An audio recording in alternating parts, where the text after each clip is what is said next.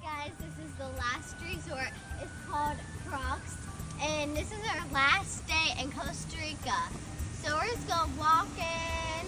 It's a casino resort, and our room's on the other side. All right, guys, this is our room.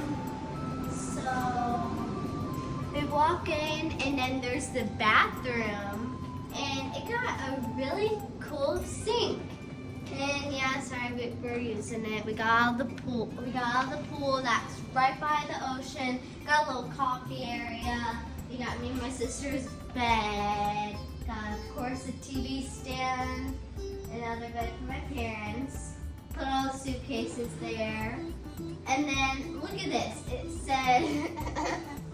It says, "Dear guest, for your own safety, this window cannot be opened." But thing is that it can open. So, I won't go out. So this is what it looks like. We got the pool, but you can't see it. But then we also got the ocean, but you can't see that, of course. But the pool is really cool. There's a slide and everything. Not a lot of people in there because it's night. Well, it looks like night. But yeah, it's so cool because in Costa Rica, everything, sorry, my arm's sore. Everything at night, it looks like it's midnight, but I don't know what time it is, like probably like 5.